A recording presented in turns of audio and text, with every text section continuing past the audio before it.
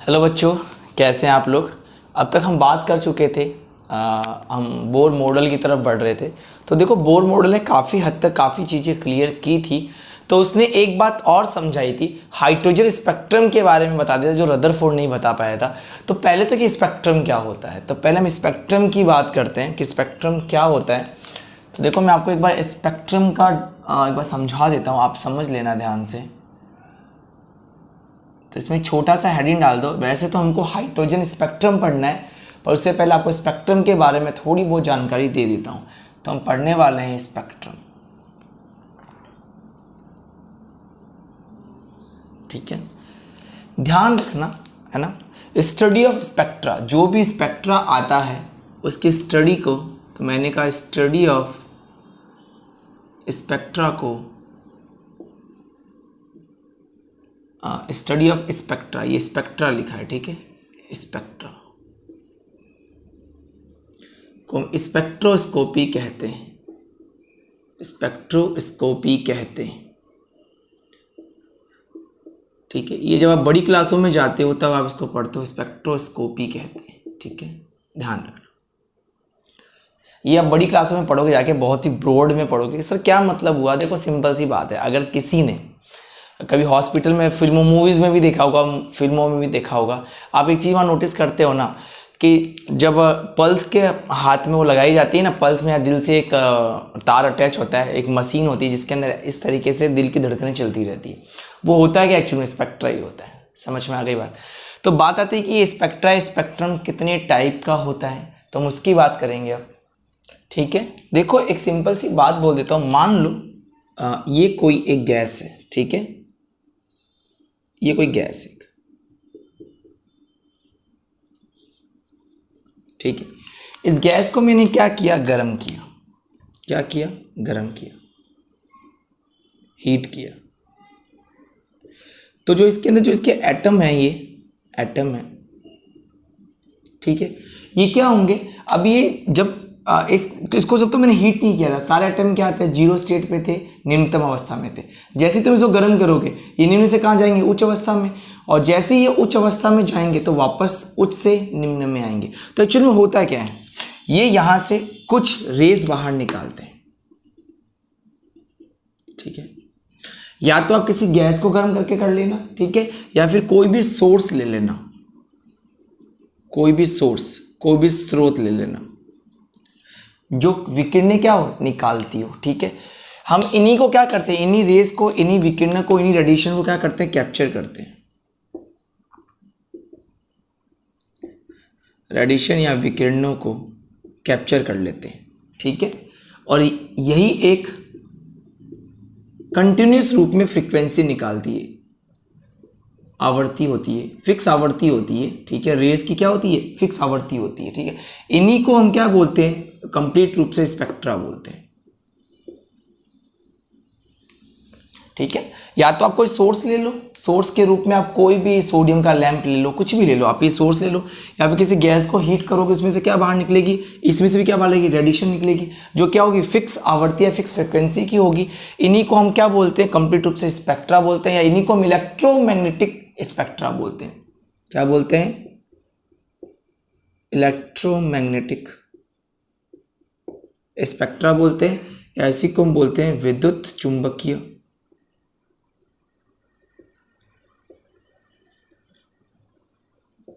Spectrum बोलते हैं, ठीक है। तो ये थोड़ा सा ध्यान रख लेना, ठीक है। एक बात ध्यान रखना, ये जो भी रेज आती है पैटर्न के रूप में आती है। किसके रूप में आती है? पैटर्न के रूप में, ठीक है। एक परिसर के रूप में आती है भाई, या तो बिल्कुल साथ साथ में चलेगी, या बिल्कुल थोड़ी अलग अलग चलेगी, बैंड के रूप में चलेगी, लाइन के रूप में चलेगी। तो उसी को अपन पढ़ेंगे। तो आप तो सिंपल ध्यान रखना, ये जो भी रेडिएशन निकलती है ना, वही क्या कहलाती है? इलेक्ट्रोमैग्नेटिक स्पेक्ट्रम या विद्युत चुंबकीय स्पेक्ट्रम कहलाती है। क्लियर है यहाँ तक?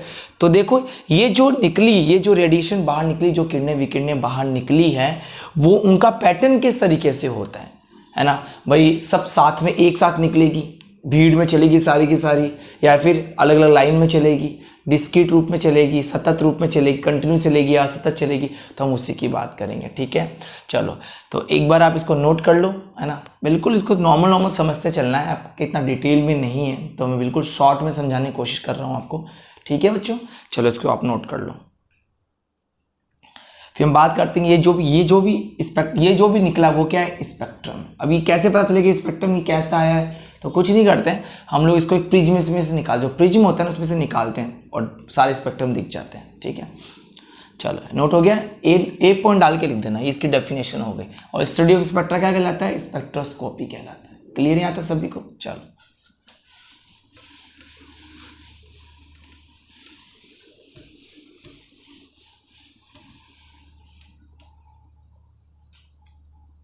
चलो आगे हम बात करते हैं।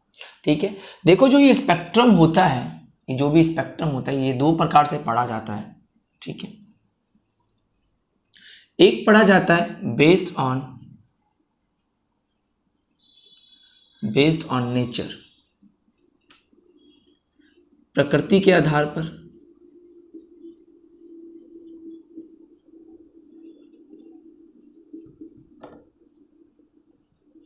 ठीक है, दूसरा पढ़ा जाता है बेस्ड ऑन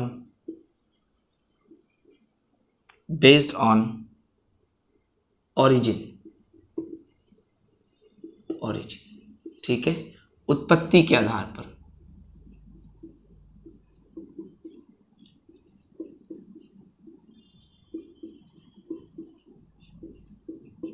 ठीक है, तो ध्यान रखना है, इसको दो आधार पे पढ़ते हैं हम लोग। एक पढ़ते हैं हम लोग प्रकृति के आधार पे, और दूसरा हम पढ़ते हैं इसको उत्पत्ति के आधार पे। क्लियर है सभी को यहाँ तक? ठीक है, अब देखो भैया, प्रकृति के आधार पे जब पढ़ा जाता है तो इसको दो प्रकार से पढ़ा जाता है। एक पढ़ा जाता है इसको कंटिन्यूस रूप में, सतत रूप में, सतत कंटिन्यूस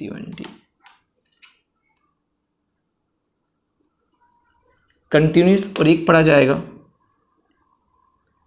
असतत रूप में। ठीक है, सतत और असतत के रूप में पढ़ा जाएगा। डिस्क्रीट रूप में ध्यान रखना, डिस्क्रीट रूप में पढ़ा जाएगा। ठीक है, सभी लोग ध्यान रखेंगे। ठीक है, और इसमें ध्यान रखना दो प्रकार से पढ़ा जाएगा। एक पढ़ा जाता है यहां पर एब्जॉर्प्शन, अवशोषण। ठीक है, और जो दूसरा यहां पे पढ़ा जाएगा वो पढ़ा जाएगा एमिशन, उत्सर्जन। तो दो के आधार पे पढ़ा जाता है। यहां पे पहला पढ़ा जाता है सतत, दूसरा असतत। यहां पे पढ़ा जाता है अवशोषण और उत्सर्जन के आधार पर। ठीक है, ध्यान रखना असतत या डिस्क्रीट जो होता है वो फिर से कई टाइप में पढ़ा जाएगा। नेक्स्ट जो टाइप पढ़े जाते हैं इसके अंदर बैंड पढ़ा जाता है और एक लाइन स्पेक्ट्रम पढ़ा जाता है। तो एक तो पढ़ा जाएगा बैंड स्पेक्ट्रम और एक पढ़ा जाएगा लाइन स्पेक्ट्रम। ठीक है, बैंड स्पेक्ट्रम और एक पढ़ा जाएगा रेखीय स्पेक्ट्रम। ठीक है, ये वाला ही हम रेखीय स्पेक्ट्रम जो आता है वो हाइड्रोजन स्पेक्ट्रम में पढ़ा जाता है। ये वाला हमको यही पढ़ना है। ठीक है, चलो तो इसको डायग्राम को नोट कर लो, फिर मैं आपको एक एक शॉर्ट में समझा रहा हूँ, ज़्यादा ऐसे लंबा चौड़ा नहीं समझाऊंगा, बिल्कुल शॉर्ट में कैसे क्या निकलते हैं उसकी बात करते हैं। तो पहले काम करें, पहले हम इसको समझते हैं। ठीक है, फिर हम इनको समझते हैं। एक्चुअली देखो इन दोनों में ही ये होते हैं। ठीक है, ये तो भाई फिक्स है, ये तो निकलेंगे, या तो एब्जॉर्प्शन होगा तो ये सारे होंगे, इमिशन होगा तो ये सारे होंगे। ठीक है, तो हम इमिशन वाला पढ़ते हैं, एक्चुअल में ये सारे पढ़ते हैं इसके अंदर। ठीक है, चलो तो आप नोट डालो, इसको लिख दो इसको फटाफट, फिर आगे बात करते हैं।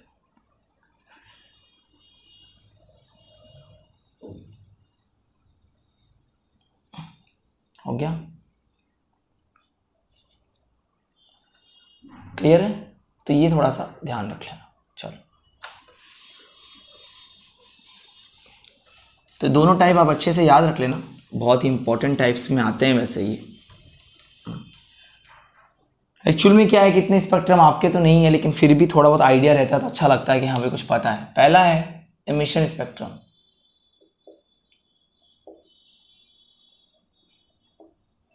ठीक है, उत्सर्जन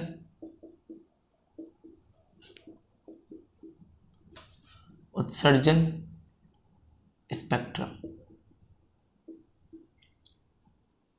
ठीक है, देखो उत्सर्जन स्पेक्ट्रम की हम बात करते हैं, ध्यान से देखना है उत्सर्जन स्पेक्ट्रम होता है क्या है। मान लो आपके पास एक स्लिट है, ये स्लिट है, ठीक है। स्लिट से क्या होता है कि अगर मान लो कोई मुझे रेज निकालनी है तो केवल वो इसी में से निकलेगी। ये आपके पास कोई सोर्स है, ठीक है। अब ये सोर्स कुछ भी हो सकता है, गैस भी हो सकती है या फिर सिंपल हो सकता है, ठीक है। ये क्या आपके पास सोर्स है, स्रोत है, जिसमें से रेडिएशन क्या होती है, पास होती है। समझ में आ गई बात, क्या पास होगी, यहां से रेडिएशन पास होगी, विकिरणें निकलेगी यहां से, ठीक है। यहां मैंने एक प्रिज्म लगा रखा है, क्या है ये, प्रिज्म, ठीक है। प्रिज्म समझते हो ना सब लोग, 10th में पढ़ रखा होगा आपने। अब देखो स्लिट में से देखो केवल रेज यहां से निकलेगी, देखो क्योंकि ये जगह खाली है, ये निकलेगी। और जैसे इस प्रिज्म में से निकलेगी तो यहां से आपको कई तरह के स्पेक्ट्रम नजर आएंगे,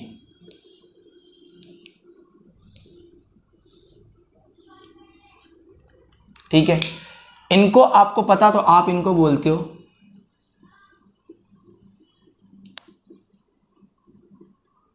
इस रीजन में कोई भी स्पेक्ट्रम नजर आएगा विबग्योर रूप के रूप में, ठीक है ना। आप देखते हो ना ये जो प्रिज्म में से आप अगर आप कोई लाइट निकालते हो, क्या पास की मैंने इसको मैं व्हाइट लाइट बोल देता हूँ, ये मेरे लिए अभी क्या है, व्हाइट लाइट, व्हाइट लाइट,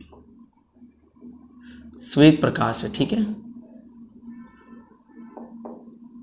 और श्वेत प्रकाश को जब आपने किसी प्रिज्म में से बाहर निकाला तो 7 तरह के रंग दिखाई देते हैं आपको, यही क्या कहलाते हैं, स्पेक्ट्रम कहलाते हैं। ये क्या है, सारे के सारे स्पेक्ट्रम,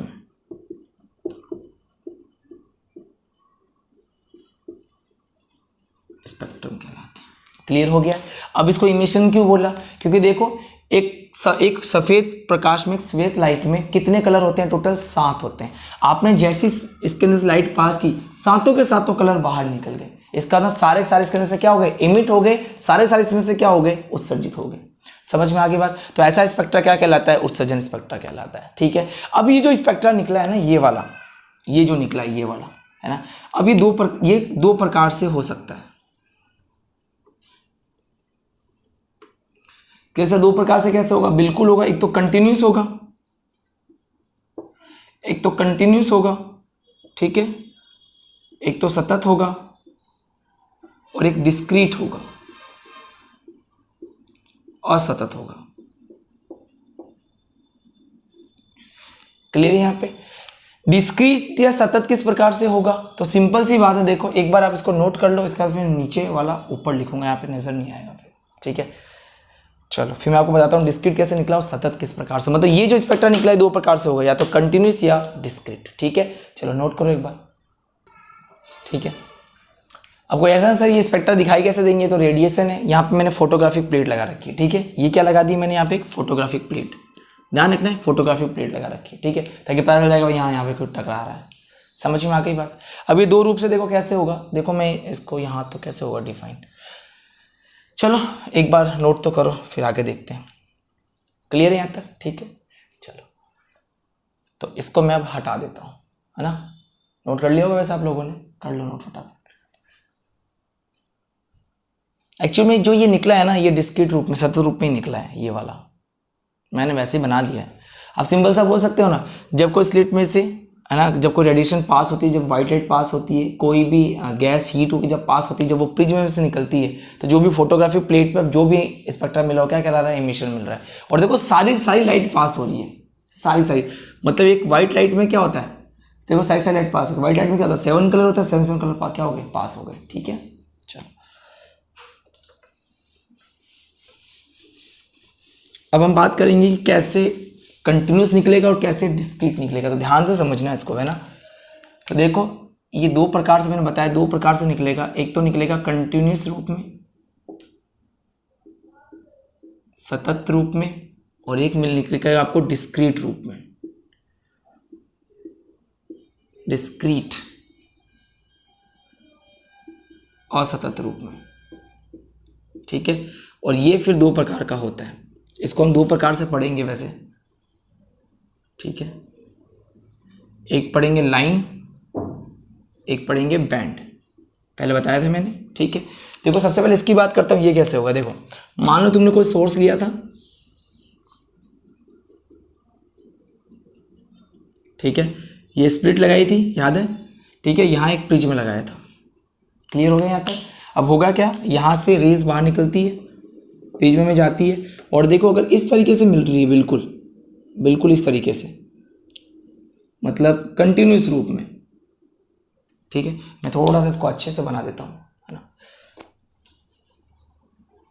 ताकि थोड़ा सा अच्छा लगे देखने में। बिल्कुल कंटिन्यूस रूप में निकल रही है, ये फोटोग्राफी प्लेट लगा रखी है, ठीक है बच्चों, ठीक है। अब बिल्कुल कंटिन्यूस का मतलब क्या, बिल्कुल निकल रही है, बिल्कुल पास पास से, बिल्कुल ऐसे निकल रही है। देखो लाइन लाइन टू लाइन, ऐसे दिखाई नहीं दे रही, बिल्कुल बिल्कुल ऐसे निकल रही है, ठीक है। कैसे निकली, बिल्कुल कंटिन्यूस रूप में निकल रही, क्या कहलाएगी, कंटिन्यूस स्पेक्ट्रम, ठीक है। लाइन वाले में क्या होगा, देखो इसके अंदर भी सेम ऐसे ही होगा, देखो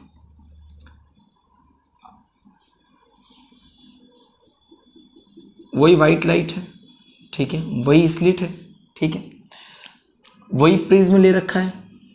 अब इसमें से जब रेज निकलेगी तो देखो इसमें से रेज पास हुई, इसमें बिल्कुल ऐसे लाइन के रूप में दिखाई देगी आपको, ऐसे लाइन के रूप में, इस तरीके से देखो ऐसे लाइन के रूप में आई है आपको, बस क्लियर है। उसको मैंने क्या बोला, लाइन स्पेक्ट्रम। यही हमको कहाँ मिलता है, हाइड्रोजन स्पेक्ट्रम में मिलता है। जब तुम हाइड्रोजन स्पेक्ट्रम लोगे तो बिल्कुल ऐसे लाइन की तरह मिलेगा। तो हाइड्रोजन स्पेक्ट्रम में क्या मिलता है, लाइन स्पेक्ट्रा, किसका, इमिशन स्पेक्ट्रा का। समझ में आ गई बात। बैंड वाला कैसे होगा, तो देखो जहां तुम्हें यहाँ पे जो स्पेक्ट्रा मिलेगा उस बैंड के रूप में ऐसे मिलेगा, देखो ऐसे ऐसे बैंड के रूप में मिलेगा, क्लियर सभी को, ठीक है। तो ऐसे बैंड के रूप में मिलेगा तुम्हें, क्लियर है, ठीक है। मतलब जब तुम लाइट पास करोगे तो बैंड के रूप में मिलेगा, इसमें ये लाइन के रूप में, और इसमें बिल्कुल कंटिन्यूस रूप में मिलेगा। इसमें इतना पता नहीं चलता, लेकिन लाइन वाले में बिल्कुल शो हो जाता है कि हाँ भाई लाइन कहाँ जा रही है, कैसे क्या हो रहा है, ठीक है। चलो तो ये उतार लो, तो ये क्या हो गया आपका, इमिशन स्पेक्ट्रा हो गया। कर लोगे आराम से, बस आपको यही ऐसे डायग्राम बनाने के याद करना है, ज़्यादा मतलब उसके अंदर बहुत ज़्यादा लिखना कुछ नहीं है, ठीक है। चलो तो ये आपको अच्छे से समझ में आ गया होगा, आई थिंक। देखो आ जाना चाहिए वैसे तो, है ना। अब बात करते हैं हम लोग एब्जॉर्प्शन स्पेक्ट्रा क्या होगा। एब्जॉर्प्शन में ऐसा क्या होगा भाई, अवशोषित वाले में क्या होगा।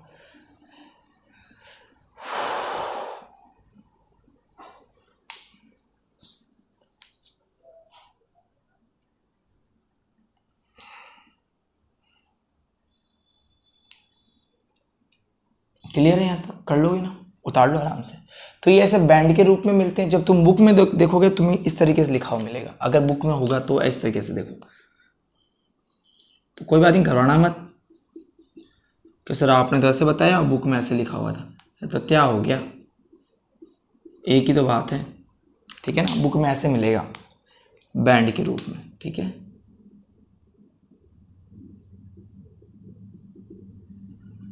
समझ में आ गई बात। तो ये ऐसे बैंड के रूप में निकलते हैं, ये लाइन के रूप में निकलते हैं, और ये बिल्कुल कंटिन्यूस निकलते हैं। ये लाइंस के रूप में तो नहीं है, बिल्कुल कंटिन्यूस है। बिल्कुल नहीं हो रहा है कि भाई लाइन कंटिन्यूस लाइट आ रही है आपके पास, ठीक है, और इसमें लाइन के रूप में और इसके अंदर, ठीक है, क्लियर है। चलो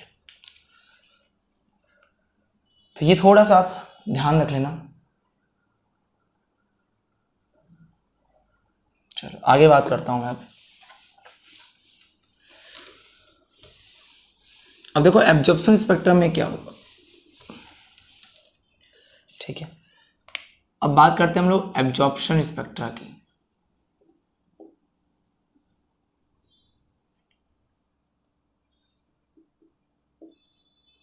अवशोषण की बात कर रहे हैं, ठीक है, ठीक है। देखो अवशोषण स्पेक्ट्रम में कुछ नहीं है, सिंपल से आप समझ जाओगे देखते ही। ये कोई सोर्स लगाया है,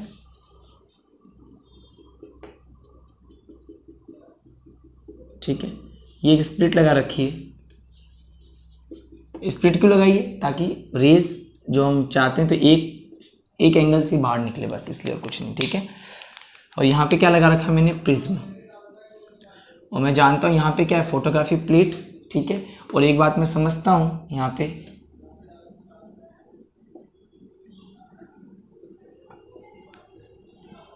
ये रेंज है, ठीक है, ये कलर होते हैं। अब तुमने इसमें से क्या किया, ये कोई सोर्स है, स्रोत है, ठीक है बच्चों। अब तुमने क्या किया, इसमें से लाइट को पास किया। तो इस बार क्या हुआ, इसमें कितने कलर हैं, 7 होते हैं।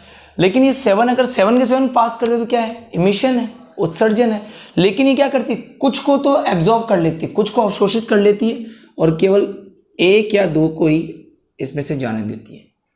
तो बताओ कौन कौन सी लाइट निकली, या तो ब्लू वाली या ऑरेंज वाली या ग्रीन वाली या येलो वाली, कुछ भी कोई 2 या 3 निकलती, बाकी सारी क्या हो गई, एब्जॉर्ब हो गई। तो इसको क्या कहलाया हमने, अवशोषण स्पेक्ट्रा। ये क्या कहलाया, सॉरी ठीक है, अवशोषण स्पेक्ट्रा, ठीक है। डिफरेंस समझ में आ गया दोनों का।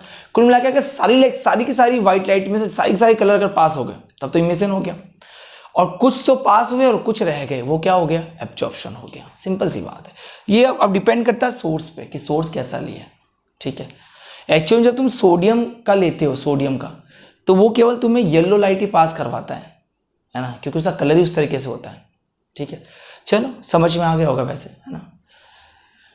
तो कोई एग्जाम्पल नहीं ले रहा हूँ मैं, आप तो बस सिंपल ध्यान रख लेना, ठीक है बेटा। चलो आगे बात करते हैं हम लोग अब। तो इस चीज़ का थोड़ा सा ध्यान रखना, नोट करो।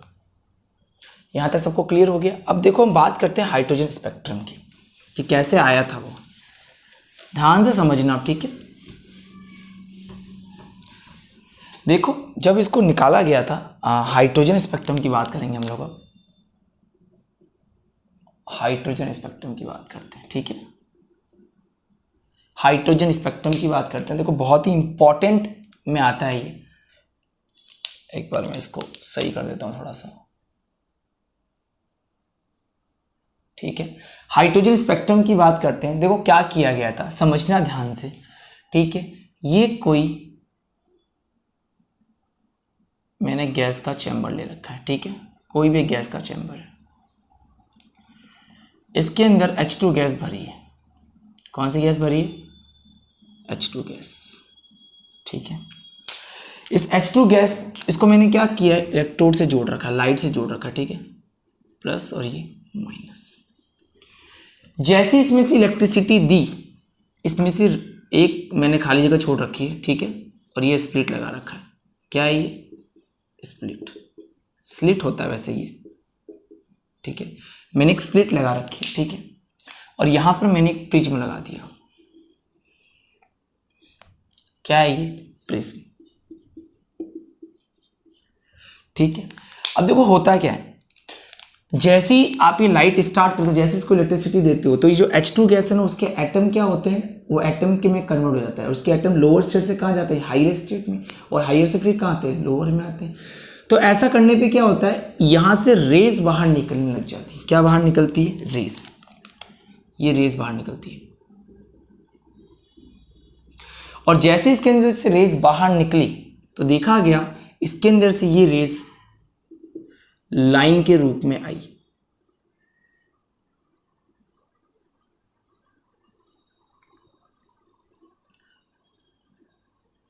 ठीक है।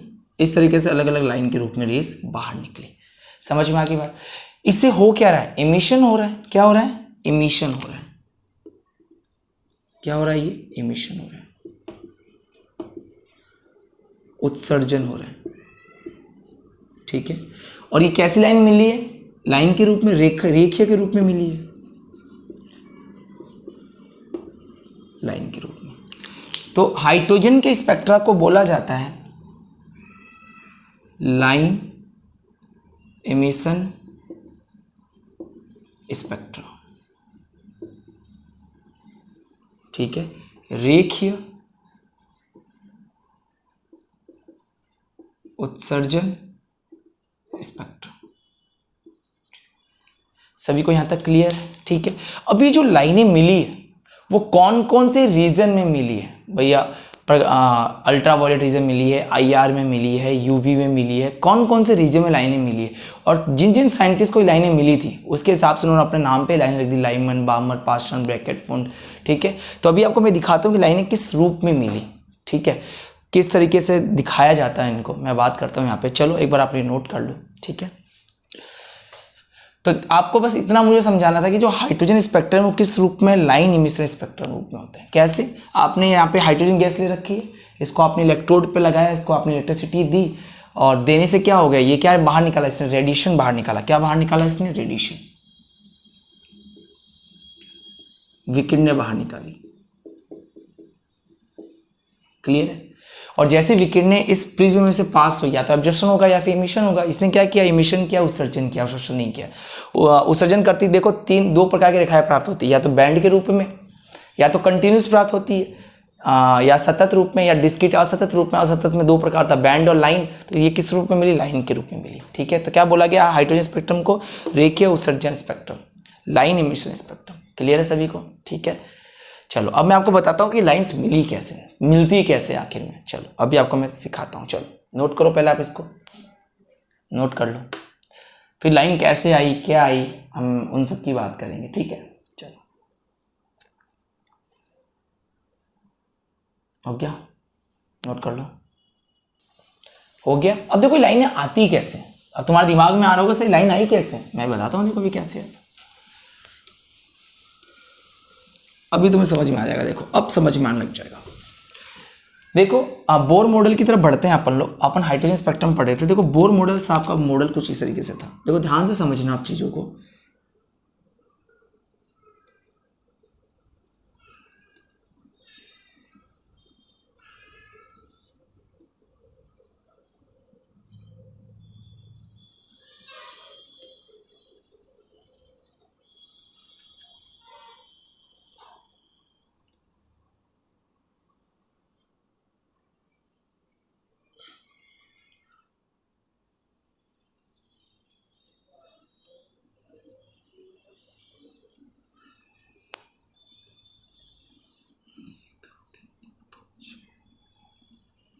थोड़ा सा गोला धीरे धीरे बिगड़ते चला जाएगा मुझे लग रहा है।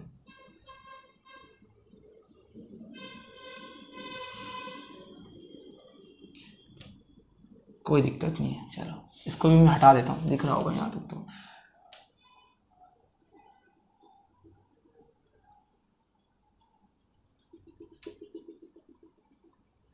ठीक है,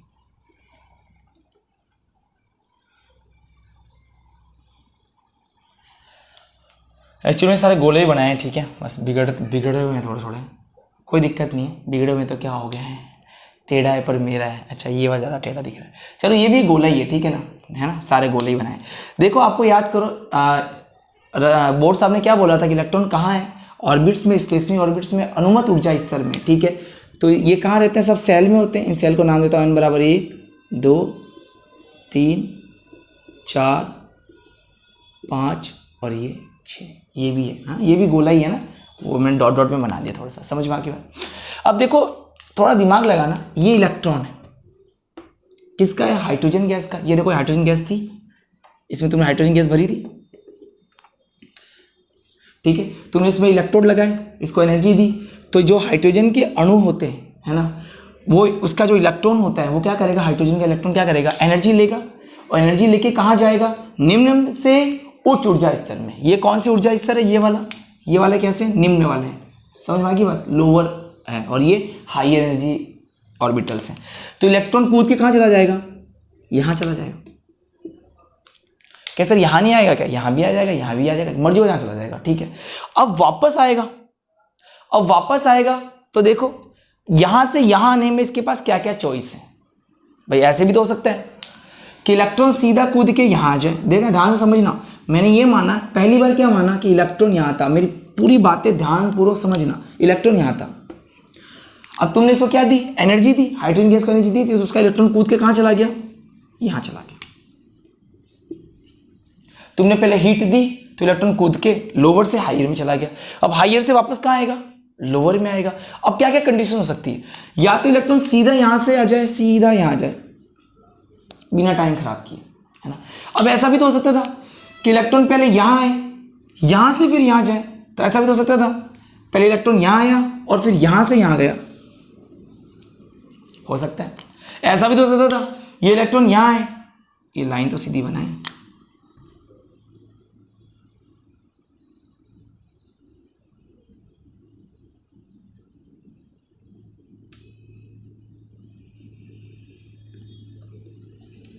है ना। अब ऐसा भी हो सकता था कि इलेक्ट्रॉन पहले इसमें आता फिर यहां से कूद के सीधा यहां चला जाता, हो सकता था। ये लो भैया कूद के यहां चला गया।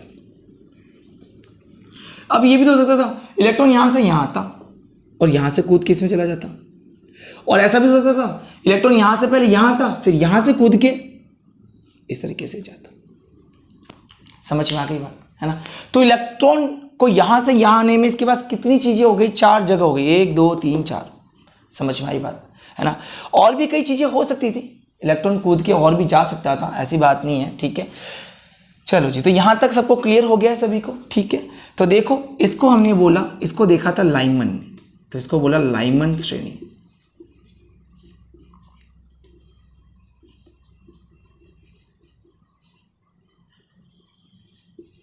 लाइमन सीरीज बोला गया, ठीक है। क्या बोला गया इसको, लाइमन सीरीज बोला गया, क्लियर, ठीक है। RIE सीरीज कर देना, ठीक है। नेक्स्ट बात करते हैं हम लोग। देखो अब ऐसा भी तो हो सकता था कि इलेक्ट्रॉन यहां पर हो सकता था ना। अब इलेक्ट्रॉन कूद के कहां चला जाए, यहां चला जाए, अब यहां से वापस जाए तो जाए सीधा ऐसे चला जाए, या फिर क्या हो इलेक्ट्रॉन पहले इसमें आए और इसमें से फिर यहां चला जाए, या फिर इसमें से यहां चला जाए, और या फिर इसमें से यहां चला जाए, ठीक है। ये जो लाइन मिली ये वाली, ये मिली आपको बामर सीरीज,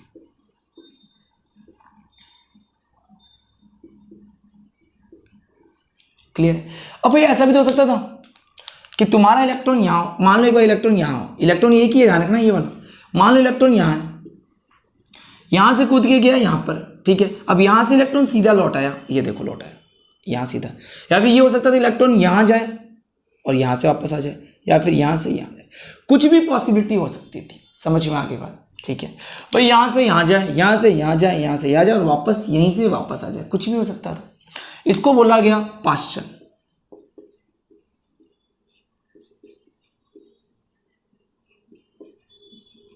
ठीक है।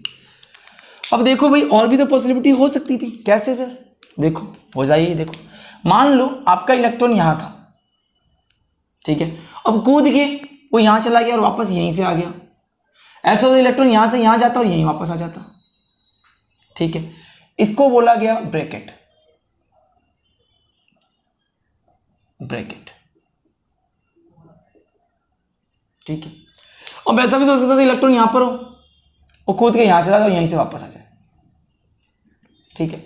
इसको क्या बोला गया, फुंड, पी फुंड बोला गया वैसे तो, फुंड,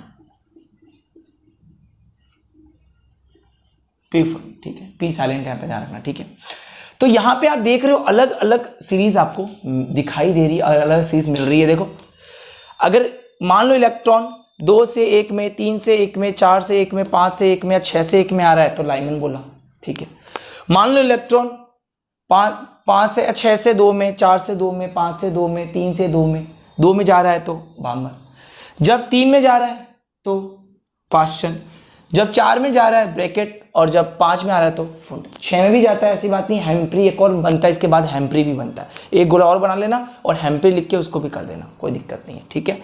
चलो आप चाहो तो मैं एक गोला और बना लेता हूँ, जाने दो बिगड़ जाएगा, सारी लाइन एक के लिए एक्स्ट्रा लाइन बनानी पड़ जाएगी मुझे, जाने दो, सीधा याद रखो, ठीक है। क्लियर है यहाँ तक, ठीक है।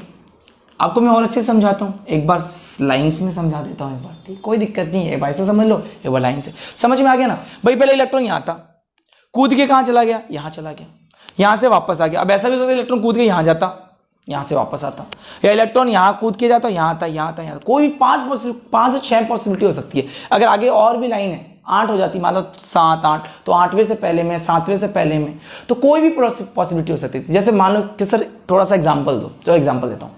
मान लो मैंने तुम्हें मैंने 100 माले की बिल्डिंग में बैठा रखा है, तुम ग्राउंड फ्लोर पे हो, समझ में आ गया। तो हम बाहर 5 लोग खड़े थे, मैंने अनुमान लगाया ये पहले दूसरे में गया होगा, दूसरे से फिर नीचे आ गया होगा। दूसरे ने अनुमान लगाया नहीं है ये तीसरी बिल्डिंग तक गया होगा, फिर तीसरी से पहली में आया होगा, ठीक है। चौथे ने क्या अनुमान लगाया नहीं है ये चौथी बिल्डिंग में चौथे माले पे गया होगा, फिर पहले माले वापस आ गया होगा। और एक ने क्या अनुमान लगा दिया नहीं है ये 5वें पे गया होगा और फिर पहले पे आ गया होगा। समझ में आ गई बात? अरे सिंपल सी बात है, मैं नीचे खड़ा हूँ, बाहर 5 लोग खड़े हैं, पहले ने क्या बोला नहीं यार ये तो पहले माले पे गया होगा, पहले माले से वापस नीचे आ गया। देखो पहले माले पे गया होगा, पहले माले से नीचे आ गया होगा। दूसरे ने क्या अनुमान लगाया नहीं है ये दूसरे माले पे गया होगा, फिर नीचे आ गया होगा। तीसरे क्या बोला नहीं ये तीसरे चौथे माले पे गया होगा, वापस आ गया होगा। चौथे ने क्या बोला नहीं ये 5वें माले पे गया होगा, वापस नीचे आ गया होगा। एक ने क्या बोला नहीं यार 6ठे माले पे गया फिर नीचे आया। समझ में आ गई बात? तो इसी तरह हमने बात की। मान लो मेरा घर ही दूसरे फ्लैट पे होता, 2nd फ्लोर पे होता, तो मैं कहाँ जाता? फर्स्ट पे तो जाऊँगा, मैं कहाँ जाऊँगा? 3rd पे, 4th पे, 5th पे, 6th पे, वापस वहीं से नीचे आऊँगा। मेरा घर मान लो 3rd फ्लोर पे, तो मैं अगर चौथे पे गया तो मैं तीसरे भी आऊँगा, मैं पहले थोड़ी आऊँगा। अगर मैं 5वें गया तो फिर मैं तीसरे भी आऊँगा। समझ में आएगी बात? चलो तो ये ठीक है। अब मैं आपको लाइन के द्वारा समझाता हूँ, ठीक है। चलो नोट कर लो, इसको कर लिया होगा, ध्यान से नोट करना। इसमें 1 में इतनी लाइन, फिर 2 में, 3 में, 4 में, 5 में। अब देखो इसको मैं एक बार लाइंस के रूप में दिखाता हूँ। देखो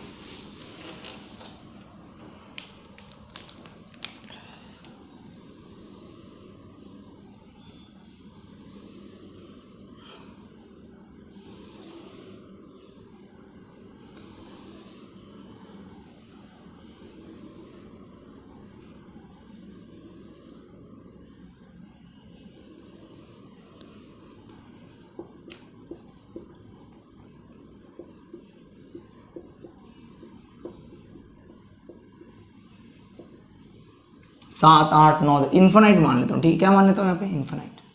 खूब सारी लाइन्स है, समझ में आ गई बात, ठीक है।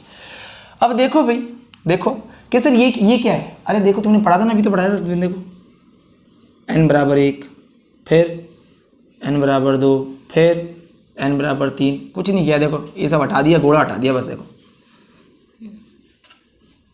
फिर n बराबर 4, देखो 1, 2, 3, 4। समझ में आ गई बात? बस ठीक है। अब देखो मैंने क्या माना कि इलेक्ट्रॉन कहाँ था? ये यहाँ था, ठीक है। इलेक्ट्रॉन यहाँ से कूद के कहाँ गया होगा? ऊपर गया होगा, ऊपर से वापस से नीचे आया होगा। तो मैं ये मान लेता हूँ, ये मैंने इसको इन्फिनाइट माना है, ठीक है। n को इन्फिनाइट है, चाहो तो आप 6 लाइन भी ले सकते हो। इन्फिनाइट मतलब बहुत सारी लाइन्स है। समझ में आ गई बच्चों बात? ठीक है, इन्फिनाइट है, ठीक है। अब मैंने क्या बोला, इलेक्ट्रॉन कूद के 6 में गया और यहां से वापस आ गया। मान लो इलेक्ट्रॉन कूद के 5 में गया था, यहां से वापस आ गया। पहले फ्लोर से 6th फ्लोर पे गया, वापस आया। पहले फ्लोर से 5 फ्लोर पे भी जा सकता था, 4th फ्लोर पे भी जा सकता था, पॉसिबिलिटी है। फिर इस फ्लोर पे भी आ सकता था और इस फ्लोर पे भी आ सकता था। ये जो लाइन मिली क्या बोली तुम्हें बताओ मुझे? लाइमन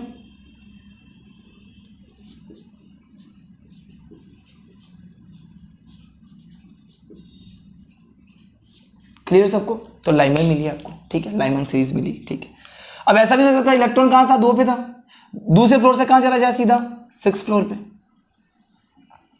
फिर वापस, फिर वापस और फिर वापस। ये क्या है? बामर।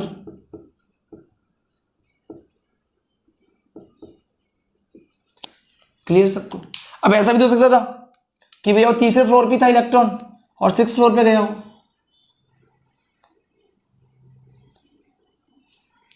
लाइमर, बाबर, ये कौन सी है? पाश्चन।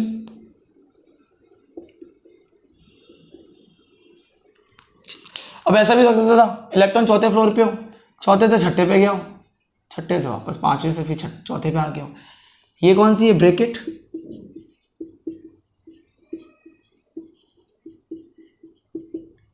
क्लियर? और ऐसा भी हो सकता था इलेक्ट्रॉन 6ठे से 5वें में आया हो, ठीक है। तो इसको क्या बोला? फुंड।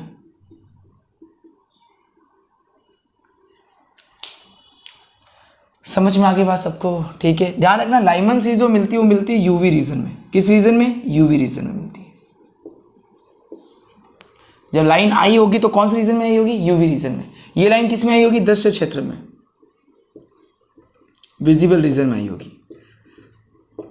अलग अलग वेवलेंथ की रीजन्स होते हैं, ठीक है ना। पास्टर्न ये IR रीजन में आई है, इंफ्रारेड अवरक्त में, ये भी IR में आती है अवरक्त में, और ये भी IR में आती है, ठीक है। ये नियर, ये मिडल और ये फार IR में आती है, ध्यान रखना, सिंपल सी बात है। क्लियर यहाँ तक सभी को, ठीक है। देखो जी, लेकिन मुझे तो अब कैलकुलेट करना है एनर्जी को कि भैया इस पहले की एनर्जी कितनी होगी, दूसरे की एनर्जी कितनी होगी, तीसरे की एनर्जी कितनी होगी, चौथे की कितनी होगी। अगर इलेक्ट्रॉन पहले से पाँचवें में जा रहा है, पाँचवें से छठे में जा रहा है, तो क्या चेंजेस आ रहे हैं, कितने एनर्जी का परिवर्तन आ रहा है, उसकी आवर्ती फ्रिक्वेंसी कितनी है ना। तो उन सब का कैलकुलेशन करेंगे, है ना। चलो, तो यहाँ तक आप नोट कर लो और ध्यान रखना इसकी आवर्ती निकालने के लिए। मान लो इस एक लाइन की आवर्ती निकाली, फ्रिक्वेंसी निकालनी, उसका फॉर्मूला बनाया गया म्यू बराबर, तो जो इसका फॉर्मूला बनाया गया वो था, चलो एक बार आप इसको नोट कर लो, फिर मैं आपको आगे बता देता हूँ। इसका फॉर्मूला बताता हूँ कि मान लो इलेक्ट्रॉन पाँचवें में गया, पाँचवें में से पहले में आया, चौथे में से पहले में आया, तो कितना फ्रिक्वेंसी में चेंज हुआ, उसकी एनर्जी में कितना चेंज हुआ, उसकी आवर्ती, उसकी फ्रिक्वेंसी, उसका लैम्बडे में कितना क्या क्या चेंजेस हुआ, तो हम उसकी बात करेंगे, ठीक है। आपके इन सबकी कैलकुलेशन नहीं है, आपके सिंपल लिखा हुआ है, तो मैं भी आपको सिंपल ही बता रहा हूँ, ठीक है। चलो नोट कर लो यहाँ पे,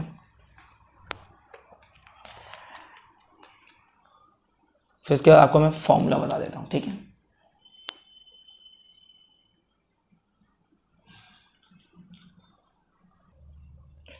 ठीक है, सबका क्लियर हो गया यहाँ तक, ठीक है। अब मैं इसको हटा रहा हूँ, है ना। अब देखो, एक फॉर्मूला बनाया गया कि मान लो इलेक्ट्रॉन आप बोल रहे हो कि भाई पाँचवें से पहले में आया है, ठीक है। तो जहाँ से स्टार्ट होता है उसको तो हम बोलते हैं इनिशियल, प्रारंभिक अवस्था, जहाँ जाता है उसको हम बोलते हैं अंतिम अवस्था। समझ में आ गई बात, ठीक है। चलो, तो बोला भैया इसकी तरंग संख्या कितनी होगी, तरंग दैर्ध्य कितनी होगी, तरंग संख्या की बात की गई कि इसका म्यू बार निकालने के लिए फॉर्मूला बनाया गया। अब ये सब फॉर्मूले निकलते भी हैं, ठीक है। बनाया गया RH, ठीक है। यहाँ बनाया गया 1/N1 का स्क्वायर माइनस 1/N2 का स्क्वायर। ये है इनिशियल, ये है फाइनल, ठीक है, प्रारंभिक और अंतिम। यहाँ पे जो RH होता है ये रिडबर्ग स्थिरांक होता है। जब न्यूमेरिकल करेंगे तो ये पूरा टॉपिक और अच्छे से आ जाएगा, ठीक है। रिडबर्ग स्थिरांक होता है, तो ध्यान रखना। और जो इसका यहाँ पे जो वैल्यू है वो 109,677 सेंटीमीटर इनवर्स में माना जाता है। यहाँ पे आप लिख सकते हो म्यू बार। अगर तरंग संख्या निकालनी हो तो आप ये फॉर्मूला लगा सकते हो, ठीक है। 1/N1 का स्क्वायर माइनस 1/N2 का स्क्वायर, ठीक है। इनिशियल को मैंने 1 बोला है, और फाइनल को मैंने N2 बोला है। क्लियर है यहाँ तक, ठीक है। चलो आप इनिशियल फाइनल लिख दो, कोई दिक्कत नहीं है। इसको फाइनल बोल दो और इसको इनिशियल बोल दो, ठीक है। चलो नोट कर लो, क्लियर है, ठीक है। ठीक है, इसको लिख दो बोलिए R, अच्छा सर, इसको रिडबर्ग कांस्टेंट बोला गया, ठीक है। कि सर इसका मतलब क्या हो गया, सिंपल सा। जैसे मान लो ये रहा, यहाँ n बराबर 1 था, यहाँ n बराबर 5 था, इलेक्ट्रॉन आया, ठीक है। तो भाई कहाँ से निकला, 5 से निकला, तो यहाँ 5 लिख देंगे, ठीक है। कहाँ गया, 1 में गया, तो यहाँ 1 लिख देंगे। जहाँ से निकला उसको क्या बोलते हैं हम, उसकी इनिशियल स्टेट। और कहाँ गया, ये कौन सी स्टेट हो गई, इनिशियल। ऊपर वाली कौन सी होती है हमेशा, इनिशियल, प्रारंभिक अवस्था होती है। कहाँ से निकला और कहाँ गया, वो उसी कौन सी स्टेट होती है, फाइनल, अंतिम अवस्था, ठीक है। तो ये सब आप चीज़ें ध्यान रखना, क्लियर है। चलो न्यूमेरिकल करेंगे तो आपको ये और अच्छे समझ में आ जाएगा। अब इसके और भी फॉर्मूले निकलेंगे, तो नेक्स्ट वीडियो में इसके आपको मैं बाकी के सारे फॉर्मूले बता दूंगा, कैसे कैसे और फॉर्मूले, ठीक है। तो इतना आप पढ़ लें, पहले समझ लें आराम से, ठीक है। चलो नोट कर लो।